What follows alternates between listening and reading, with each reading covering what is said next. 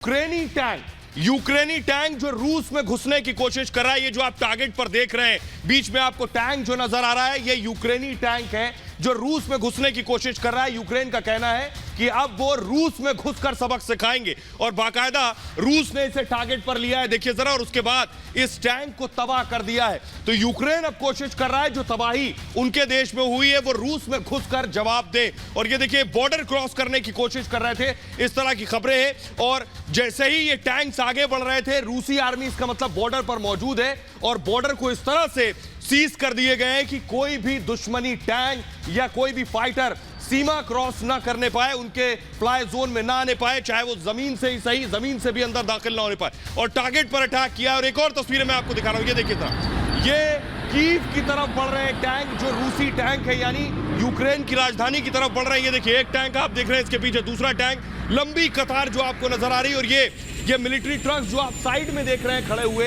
ये भी रूसी मिलिट्री ट्रक्स हैं। वी अल्फाबेट जो आपको नजर आ रहा है, एक टैंक देखिए, 2 3 4 5 लंबी लाइन है। ये बता रहा है कि कीव ज्यादा दूर नहीं है, कीव के बहुत नजदीक पहुंच चुका है रूस। उसका टारगेट है सिर्फ और सिर्फ कीव, किसी तरह राजधानी पर कब्जा करना यूक्रेन की। ये देखिए जरा, ये बता रहा है कि कैसे ये टैंक्स जो भी यूक्रेनी सैनिक सामने आ रहे हैं उन्हें मार गिराने के बाद आगे बढ़ रहे हैं। और कीव से ज्यादा दूर नहीं है, क्योंकि कम से कम 5 से 6 दिन पहले तक इनकी दूरी लगभग 50 किलोमीटर थी। संभव है अब बहुत नजदीक राजधानी के पहुंच चुके हैं। ये जो तस्वीरें बता रही हैं यहां से वहां तक कि रूस का बड़ा कब्जा यूक्रेन में कम से कम इन तस्वीरों के जरिए दिखाई दे रहा है। और बड़ी खबर यह आ रही है कि निकोलेव के रिहायशी इलाके में हमला हुआ है। रूस के हमले में कई घर तबाह हो गए। हमले के बाद कई घरों में भीषण आग लग गई है और निकोलेव की एक खबर है। रूस यूक्रेन के कई शहरों को निशाना बना रहा है, उसमें एक निकोलेव भी है। और बता दें, निकोलेव में लगातार हवाई हमले हो रहे हैं और हवाई हमले के बाद, इस हवाई हमले के बाद कई घर तबाह हो गए, क्योंकि हवाई हमला रिहायशी इलाके में हुआ।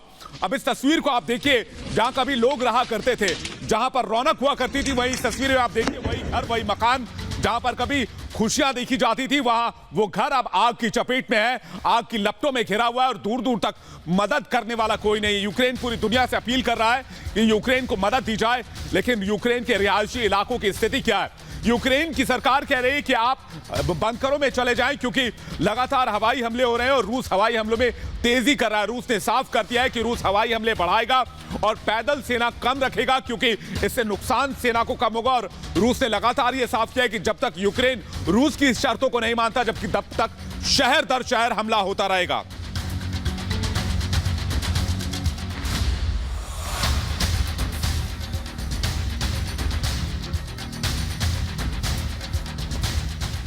और आइए आपको कुछ ग्राफिक्स के जरिए आप बताते हैं कि किस तरह से पुतिन के प्रहार से जो वोलोदिमीर ज़ेलेंस्की है वो तिलमिलाए हुए हैं। यूक्रेन के राष्ट्रपति आखिर तिलमिलाए क्यों हुए हैं? ज़ेलेंस्की ने बदले की कसम खाई है। जी हां, लगातार ऑफर किया जा रहा है उनको कि पुतिन से वो आमने सामने बात करना चाहते हैं, लेकिन पुतिन की ओर से इस ऑफर को एक्सेप्ट नहीं किया जा रहा है। यूक्रेन को युद्ध में झोंकने का अपराध भी वो यहां पर बता रहे हैं जो रूस ने किया है। और इसी को लेकर आपको बता दें कि इंटरनेशनल कोर्ट ऑफ जस्टिस में बाकायदा सुनवाई भी चल रही है, अभी भी चल रही है। आज और कल 2 दिन ये सुनवाई चलेगी, लेकिन जो जिम्मेदार लोग हैं उनको सजा दिलवाएंगे वोलोदिमीर ज़ेलेंस्की। ये उन्होंने प्रण लिया है, ये उन्होंने संकल्प लिया है। उन्होंने कहा है कि यह हत्या है और जानबूझकर की गई हत्या है, जो इस वक्त पूरे यूक्रेन में चल रहा है। जिस तरह से यूक्रेन जल रहा है, रूस ने यूक्रेन के शहरों को तबाह कर दिया है और इसका जिम्मेदार रूस है। बार बार ये कहा है कि आतंकवाद और अपराध की श्रेणी में इसे रखा जाए। इसी को लेकर पिछले हफ्ते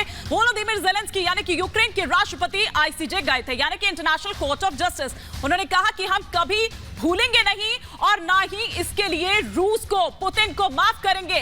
कब्र ही धरती पर सबसे शांत जगह होगी, मतलब वहीं जाकर अगर उनको मतलब धैर्य, आप ये कहिए कि शांत होना है, तो वो सिर्फ वहीं जाकर होंगे। और ये बड़ी बात है सुहेल।